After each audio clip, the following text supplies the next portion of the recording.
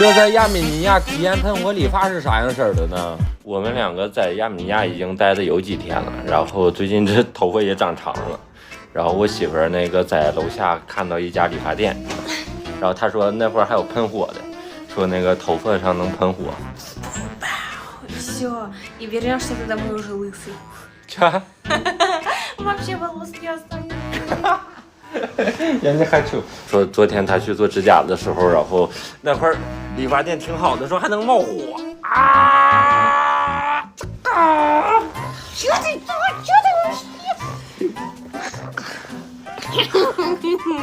我怎么死我了？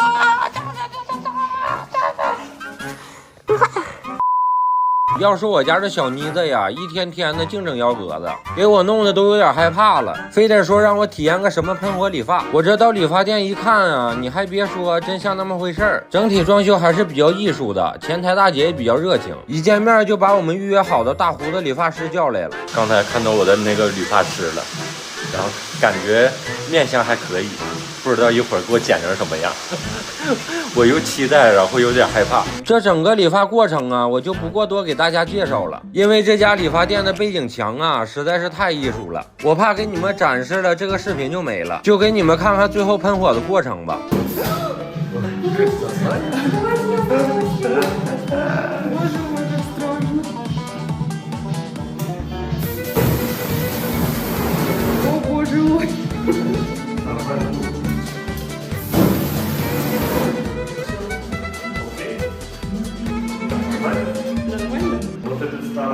волосы нету. Вроде нет. 说是火焰理发，其实就是个噱头，假把式。其实和火焰也没太大关系。不过最后理发师觉得他这个作品还是有点寡淡，不够个性，就又主动给我推了个纹路。经过他这么一捯饬啊，我都觉得我年轻了好几岁。头发已经剪完了。刻这个时候不抹什么东西倒是挺凉爽的，但是那个刻完之后，我的妈，就火塑料疼。就现在还疼呢，瞅了一下也没拉破皮儿。我们刚进去之后，头没洗，直接让我坐那儿，夸夸就开脚，夸夸夸，整完之后又给我刻个这个东西。最后是终于是给我洗头了。我说这不能说这脚不洗头，然后那个绞完头也不洗头吧。最后洗完头之后一顿给我喷发胶，这发胶吧，我寻思喷点得了吧，这夸夸也敢不花钱似的，夸夸给我一顿喷，最后就成这个型了。反正感觉还可以。然后就是这两边你知道吗？其实我不是这么秃的。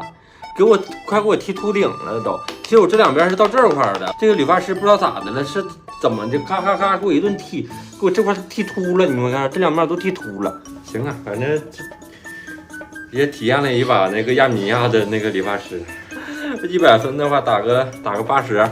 行了，兄弟们，你们觉得这个亚米亚小哥怎么样？另外你们猜猜我这次火焰理发花了多少钱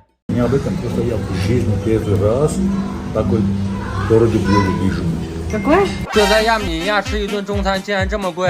事情是这么回事儿，这不我和小大傻在亚米尼亚待这么多天，一直都被密舍大叔照顾嘛，来来回回的带我们去了好多地方，也办了好多事情。我和小大傻实在是过意不去了，就找了一个中餐馆，寻思带他去吃顿中餐，好好的感谢感谢他。Китайская кухня, будем кормить армянского мужчину. Как ты думаешь, понравится? Да, я Нет, думаю, если понравится. повар хороший, понравится, потому что мы не знаем, как в каком китайском ресторане в Армении есть хороший. Ты тоже скучала по китайскому блюду, да, уже? Мой жир, да. Все, поехали. Цуфа? Чуфа. Что, тебе ланчебелла? Попробовала китайское? Вообще я в жизни не попробовал вообще. Да? Нет. Сегодня попробуем, посмотрим. А это по-китайски будем кушать, Саш? Это палочками, да? Да. Да не могу я врать, да? Все хорошо, Я нормально. по-армянски буду кушать, по-любому. 等我们一到地方啊，我们就发现这家老北京中餐馆的装修还是很在线的，高高挂起的红灯笼，大大的福字，很有中国特色。只是这一进门，大爷就懵了，说中餐馆咋没有中国人呢？ Китайской едой пахнет. Китайцы нету. Я говорю тебе, что нет. Здесь же мало китайцев. Китайский блюдо, да, вкусно. 要说这米莎大叔啊，也是个实在人，自己翻了遍菜单，看了又看，就觉得这中国菜也太贵了，那都不敢点。 Сколько здесь дорого? Дорого, да? Конечно, дорого. Что это? Все нормально, Миша. Ну, я об этом говорю вообще. Там ты это вот смотри. Ну, что, разженуться, да? 反而对这伏特加情有独钟，那是一定要让我陪他喝2杯。等到上菜了，我家这小妮子就开始教大叔用筷子。你看大叔嘴上说不行，身体却很诚实，那是有模有样的和小大学怎么使用，还说墙上的壁画太美了，有机会一定要去中国看看。最后看大叔用筷子实在是太费劲了，服务员就拿了个辅助神器，这下大叔就乐呵了。要说这家中餐厅，你别看外表特别的中国特色，但是实际菜品不能说不好吃，就是觉得结合了太多的当地口味，感觉没有我在耶尔库的正宗。这为了好好的感谢大叔，我就点了一大桌子菜，什么铁板牛肉、酸菜鱼、北京烤鸭、地三鲜都安排的明明白白的。只不过大叔就对那盘铁板牛肉特别感兴趣，那是一个人干了一整盘。 Не об этом просто я в жизни первый раз такой дорогой блюдо вижу. Какое? Дорого? А, дорогое? Это очень дорого. Что, это знаешь, сколько там будет? Чем? 7 тысяч, да. А здесь 7 тысяч надо кушать вот такой этот свиный. Ну, возьми, конечно. Не, я точно не могу уже. А что? Я одинокий буду? Старшим, ладно. Как это Миша говорит, я все буду кушать сегодня. Мне нравится это очень. 看来大叔真的很喜欢这盘铁板牛肉，那是一盘都给端了。 Все, это мой первый блюд, я все кушал. Миша, ты вообще все блюда какое нравится? Из какое самое тебе больше всех понравилось? Этот говядине это. Утка. Мы тоже все важно любят это. Это тоже любим. Не все это похоже на армянский.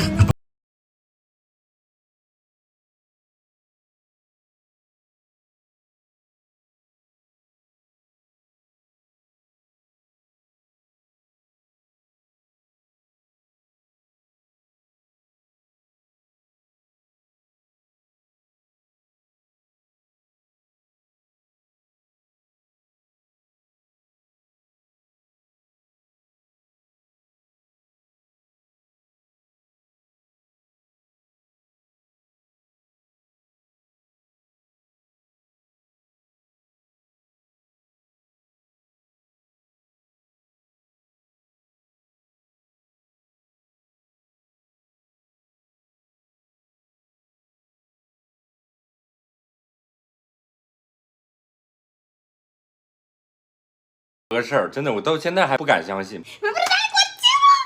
兄弟们，事情的变化太快了，我和小张还在。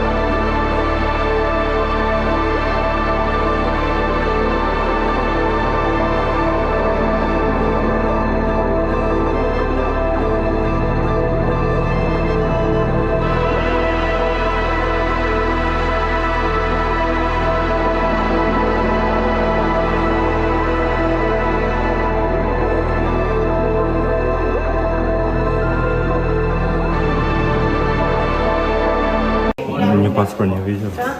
Почему? 兄弟们，忙活了这么多天，终于是迎来了最重要的时刻。今天我和小达要去领签证了，能不能拿到签证就看今天了。如果说拿到签证了，我俩明天就顺利的回俄罗斯了。如果说拿不到签证的话，那就得继续再想办法。我感觉应该是没问题，但是我还是有点怕，就是有点担心，比我第一天去那个递手续的时候紧张了很多。这тебе как чувствуешь сейчас? Я вообще переживаю, что. Ты обманываешь. Не переживай, все будет хорошо. Не, Они серьезно. сказали, что у них еще никогда не было такого, чтобы кто-то не получил. Значит, все будет хорошо. Но я都是так и думаю。要说不担心都是骗人的，我这刚离开酒店就有点紧张了。按理说签证下来基本上已经是板上钉钉的事儿了，可不知道为啥这越临近我就越紧张。可能是因为我之前实在是太背了，总是遇到各种问题。这还是和来的那天一样，我们的王牌司机密室大叔开着他的小白车就来接我们了。OK， 我们现在出发去那个俄罗斯大使馆。然后去取我的签证，然后希望都一切顺利，然后能拿到我的签证。这一到地方啊，我就遇到几个同胞和我一样，也是来拿签证的。看到桌子上摆放的签证，我就有点懵了，那是看了半天也没找到我的。Мне паспорт не видел. Почему? У нас его нету? Нет. А, да. Ты свой паспорт не узнал. Ну, простите. Я вижу, как ты переживаешь. Ну, мокрый уже. Еще не повторил. Да. Вот. Спасибо. Спасибо большое. У меня ВГС. Давай проверять. Вот это, да? Надо.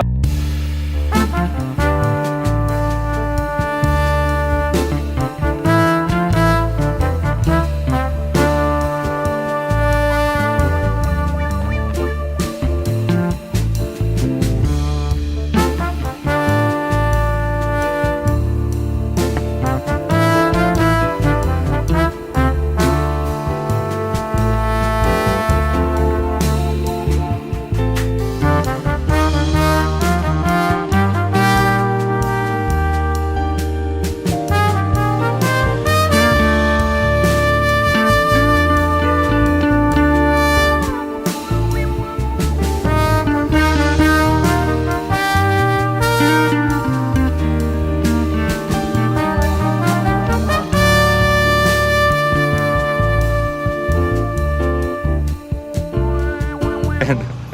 然后这小妮子就开始模仿我在领签证时紧张的样子。Моего паспорта нету. Сразу такое лицо, моего паспорта нету. Я говорю, вон твой паспорт. Нет, говорит, это не мой паспорт. Она открывает там его лицо. Я говорю, это что, не твой паспорт? Свой паспорт не видит. Ну, серьезно, там имя, не я имя подписал。行了，兄弟们，可以说这困扰我大半年的事情终于是解决了。有了这个签证，接下来最少1年就没有任何问题了。其他的事情我也有时间慢慢解决。可我万万没想到啊，等我们回去后，就又遇到了一个特别乌龙，但也特别高兴的事儿，真的是让我哭笑不得。大家可以持续关注，后续有时间我慢慢给大家揭晓。И мы хотели вернуть билеты. Центральный офис разве мне не может... 兄弟们，我和小达想顺利回俄罗斯简直是太难了。事情是这么回事儿，话说我的签证昨天不是已经办下来了吗？我就寻思和小达要尽快回去了。虽然在这边玩的挺开心的，但怎么说也离开10几天了，我俩是真的有点想家了。这来的时候一个皮箱，走的时候就变成俩了。那是给我老丈人、老丈母娘他们带的特产，是装的满满当当。Распаковка чек. Ta-da! 这个是那个我给迷失大叔买的这个酒，这个是伏特加，然后这个应该是酒起的，然后这个是一个调酒杯，应该是我看着在超市里边挺好的。这一个是花了我5万多德拉姆。这迷失大叔啊是真够意思，这么多天来对我们那是相当的照顾，给钱他也不要。我看大叔特别喜欢喝伏特加，就给他选了这个作为礼物，表示感谢。因为我们是第2天早上8点的飞机，迷失大叔5点多就来接我们了。Это тебе подарок. Не, спасибо, что так время у нас помочь. Не, серьезно. Спасибо, Миша. Пожалуйста. Тебе спасибо. Куда вы без тебя?这随后啊，我们就来到了机场。本想着简单的吃个早餐，我们就和米莎大叔告别，然后就登机了。但是万万没想到啊，这第一个噩梦就这么来了。现在我们接到一个不好的消息，就是那个航班好像晚点了，晚的还不是1星半点，要晚5、6个小时这样。其实晚个5、6个小时我们也是能接受的，寻思就在机场等等吧。但是这过了一会儿，更大的坑就来了，航班通知要晚点12个小时以上，而且最终能不能起飞还是个未知数。我一看这不行啊，如果这么等下去，今天肯定就回不去了。然后我们就赶去航空公司协调改签。然而这最崩溃的时刻就来了，航空公司说了，这个票在哪里买的就要到哪里去退或者改签，说什么他们处理不了。我是真不明白了，为什么同一家航空公司这点事儿都处理不了？我们又回来了，去机场转了一圈又回来了。Еще будем жить в Армении. Такая хорошая страна не хочет нас отпускать, видишь?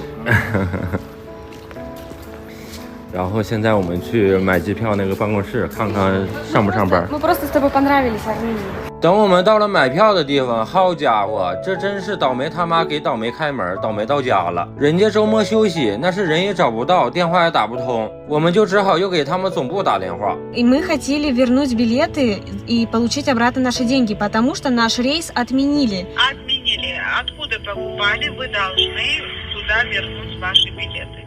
Дело в том, что не написано, со скольки работает этот офис, работает ли он сегодня вообще, на номер телефона не отвечают. Я звоню сейчас вам в центральный офис. Центральный офис разве мне не может помочь? Это рейс вашей авиакомпании. Ну, у нас 9:30 начинается работа. Ну, сейчас Сейчас 9:47, девушка. Девушка, нам никто не звонил, я не знал. Девушка, я вам звоню, вы понимаете, я звоню, я купила ваши билеты. Пожалуйста, поменяйте, Смотрите, если вы хотите вернуть билеты, откуда покупали, туда и можете вернуть.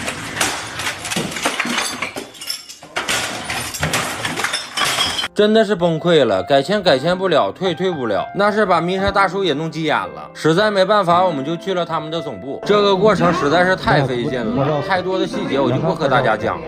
给我媳妇气得分分的。最后看见我们3个人崩溃的急眼了，他们就又能给办了。我是真不知道啊，这么简单的事情为什么弄得这么复杂？最终万幸的是，我们的机票还是成功改签了。这当中最让我们感动的还是米莎大叔，早晨5点起来，一直陪我们到了下午。我和大厦实在是不好意思了，就让他先回去休息，我们自己去机场。可米莎大叔非得要继续陪着，说怕我们还会遇到麻烦。 Если у тебя сейчас есть дела, ты можешь ехать по делам. Но сами говорят, сейчас Не серьезно, сейчас аэропорта ты можно домой идти. Смотри, А? может, что проблем будет, что будем делать? Мы решили. Не маленький. 等到了机场，那也不离开，一直等到我们要起飞了才放心。 Давай, Миша, Миша, давай. счастливый пути вам, брат. Очень спасибо большое. Пожалуйста, Серьезно. брат. Что ты звони мне? Ага. Так, Миша, если ты в Россию приехал, да, обязательно в Иркутском Конечно. там будешь. А, Да, я обязательно мне я звони. решил в следующий раз. Давай, обязательно. Я тебе как... Обязательно придем. Давай. Давай, Миша, давай. А это Власа очень... Ладно, давай. Либо. Давай, Даша, давайте. Я очень рад. Давай. 我觉得最好的朋友也不过如此。和米莎大叔虽然只相处了几天，但真的像是好了一辈子的朋友。到这里，我们亚米尼亚之旅也就告一段落了。再见了，艾丽温，再见了，米莎大叔。 Сейчас, подождите. Все. Это мне? Да. Откуда? Откуда? 没错，兄弟们，当你们看到这一幕的时候，我马上就要迎来暴风雨般的暴击，因为我把我那台大57给卖了。事情是这么回事儿，这不前几天我在琢磨把我那台大57给卖了吗？这2天终于是找到了买家，其实还是有点舍不得的，毕竟已经开了2年了。但综合考虑下来，我那台车的年限还是太久了，也转了好几手了，我现在卖还能卖上价，再过2年就真不好说了。今天想跟大家说一个什么事儿呢？就是这次卖车没告诉我媳妇儿，我媳妇儿还不知道。以前我就提醒过她，我这个车估计要卖。然后我媳妇儿说，我挺喜欢这个车的。我说咱这个车有点老了，稍微换个新款一点的。然后当时他就没捋会儿，一会儿我要把车卖了，一会儿看他啥反应吧，就是不揍我就行，不打我就行。把车卖了之后，其实。哎呀，我也一直在纠结，不知道买什么车。俄罗斯现在就是车吧，也不是很多。其实我也还想买一台，就是570。还有一种可能性是450D，我不知道兄弟们知不知道，要么0至570，要么450D。反正它这两款车型吧，车型是一样的，就是发动机不一样。一个发动机是柴油版，一个发动机汽油版，我不知道选哪个好，到时候再说吧。随后啊，买车的俄罗斯大兄弟就过来了，合同手续基本上都弄好了，今天就是来提车的。最让我没想到的是，这大哥没有选择转账，带的是现金，还是从银行取的全新的卢布，就一张张的在那数啊，这耐心真的是杠杠的。别看大哥是5大3粗的，那也是顾家的主，买我这辆车完全是为了家用。Нужна была, видишь, большая машина, потому что у нас народу много, мы ездим там на Байкал. Да, путешествовать. И туда просто вот 4 взрослых, еще и детей туда, еще полный багажник вещей. Не, как раз вот это 8 места. Да, все улезешь. Плюс то багажник маленький, быстрее. Давай, поздравляю. Спасибо. Вас спасибо. Все, тогда на связи. Давайте. Хорошо. О,哇，车卖了，车不是我的了，从此再无大武器。OK， 兄弟们，一纸合同，这个大武器就不是我的了。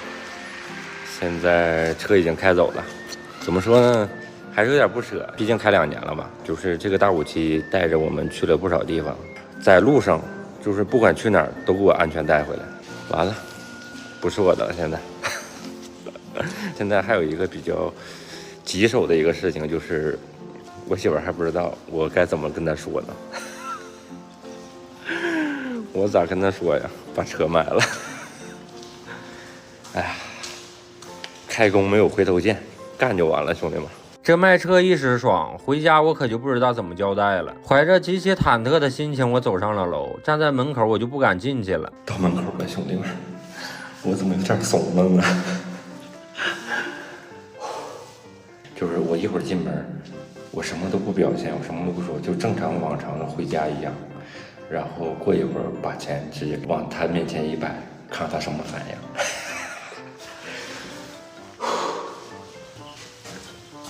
Приветствую. Ты такой странный. Рассказывай. Да, серьезно? Я же вижу, что что-то не так.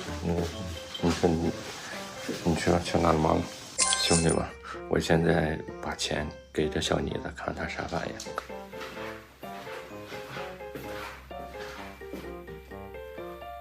Что ты? Работа? Здравствуйте, что такое? Хорошее состояние. У меня? Ну, Пойдет, а что такое? идет. Глаза закрывай.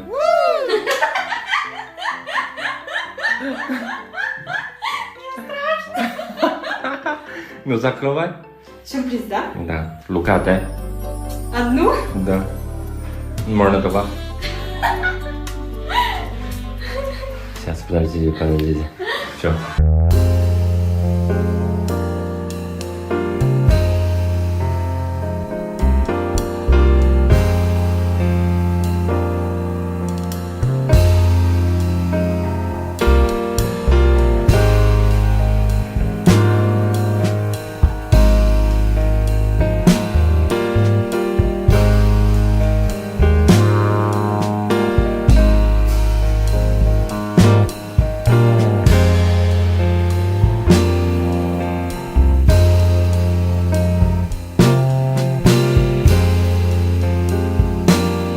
Ну, я машину продам. Нашу? Да. Нашу? Да. Лексуса? Но, Ты дурак, она мне нравится, ты чё? Зачем? ну, я просто... Зая, ты не злись. Зая, Зачем? не злись, пожалуйста. Давай, говори, зачем? Я просто надоело, у нас вот Сталин фасон, я хочу, что новые покупать. Ты хочешь купить новый Lexus? Не совсем новый. Ну, как новый... Lexus. Ну, может, новый кузов или какой-то Lexus. новый фасон. Lexus. Lexus или не Lexus? Ну, да, можно Lexus, можно. Сколько здесь?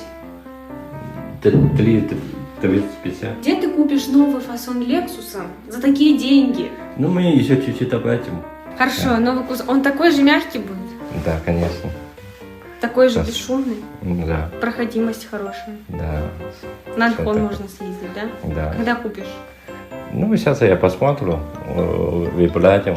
И смотри, чтобы новую машину купил, поговорив со мной. Без меня ничего не брать. Хорошо. Я не шучу. Да. Не шучу. Хорошо. 行了，兄弟们，接下来就是选车的时间了。如果你们有什么好的推荐，也可以打在评论区。如果真的碰到喜欢心动的，就给这小妮子安排上。 Раз я уже здесь по Красной площади Гоша гуляю. Ну, конечно. Вообще. 这带俄罗斯媳妇儿第一次逛莫斯科是一种什么样的体验呢？事情是这么回事儿。话说我成功拿到签证之后啊，就和小大厦第一时间返回了俄罗斯，然后莫斯科转机回伊尔库。因为我家的小妮子呀，也是第一次来他们国家的首都，我们就把机票延期了2天，寻思正好带着小妮子在莫斯科好好转转。莫斯科之前我已经来了好几次了，现在基本上也没啥太大感觉了。可我家这小妮子就不一样了，那可真是高兴坏了。你们可以理解为我们小时候第一次去北京天安门广场的那种感觉，简直是一模一样。 А недалеко здесь, да? Совсем? Не, рядом здесь. Ты что, хуже смотрите. Для Москвы. Красная площадь. Да. Видите? Да. Что, прямо туда, да? Да. Это вот она? Это реально вот эта Красная площадь, да, Кремль? Да. Это просто церковь. Ага. А там, где Путин сидит, это другое место, да? Ну, там рядом. А, ну вот.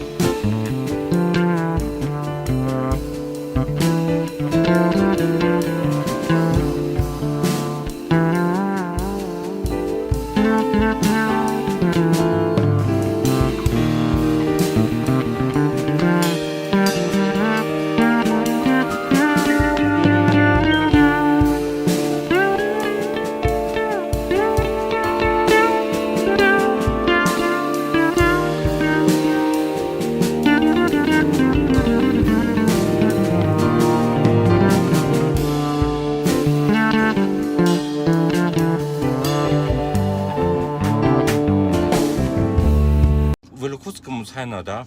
Почему Москва? Уже более-менее, почти одинаковые уже。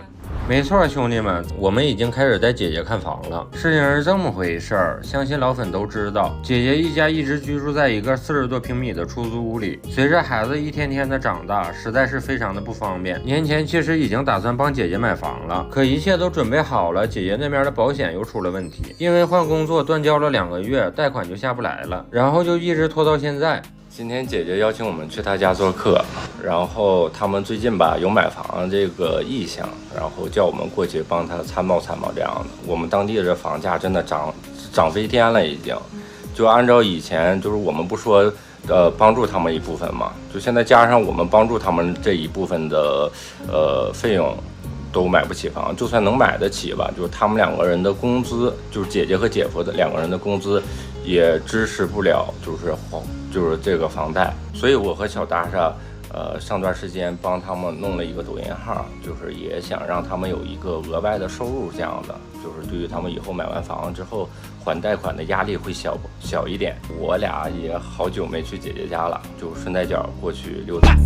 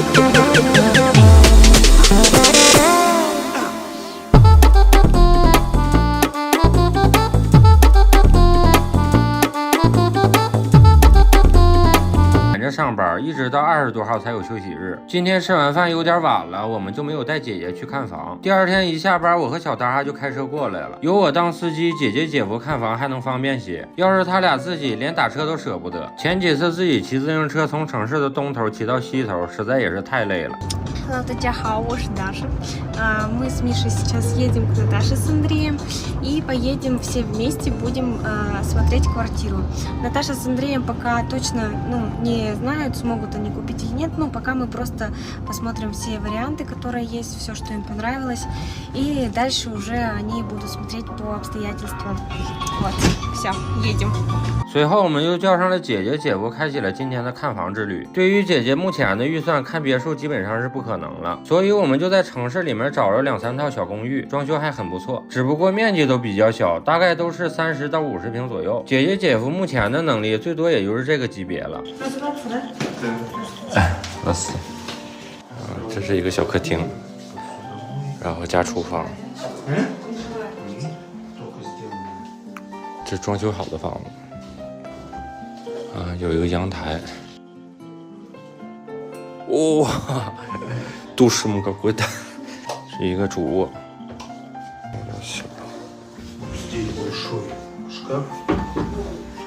这是一个卫生间加卫浴。Сколько квадратов? Квадрат сколько?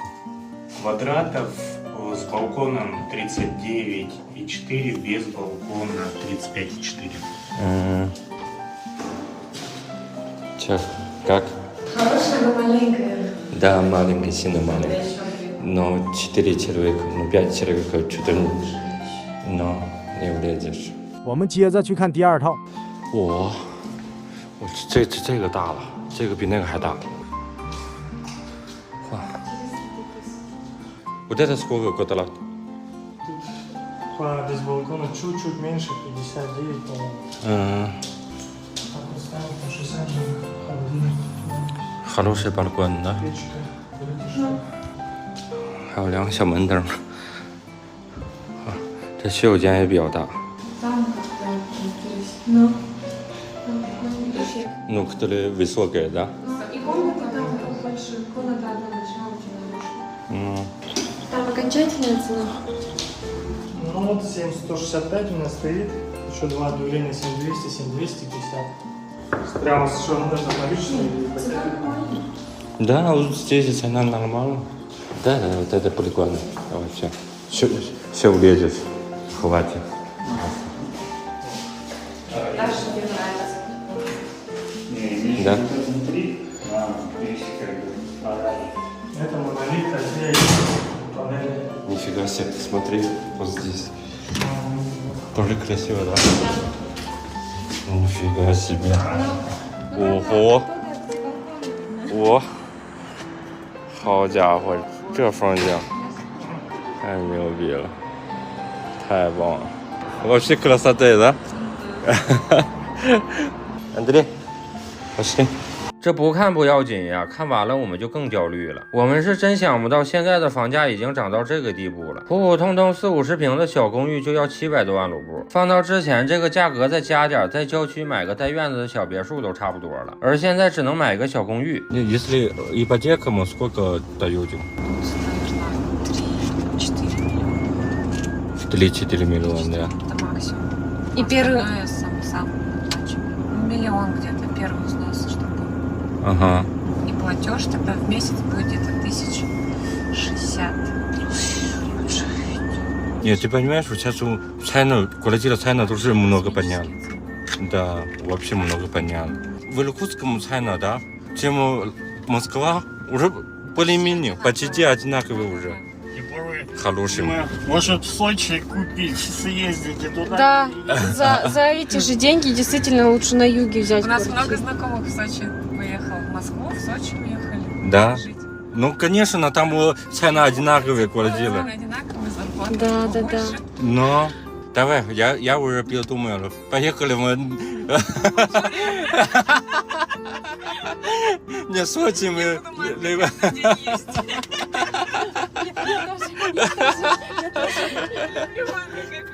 Да. Ну поехали в Монголию. В Сочи уже не два. 行了，兄弟们，今天的看房之旅就到这儿了。姐姐姐夫想买房，真的还有一段路要走。目前的价格来说，就算他们买房了，也已经还不起房贷了。有时候真搞不懂这边的消费，明明是个小城市，但房价直逼莫斯科。只能祝福姐姐姐夫慢慢把钱存起来，早日能在这个地方安家吧。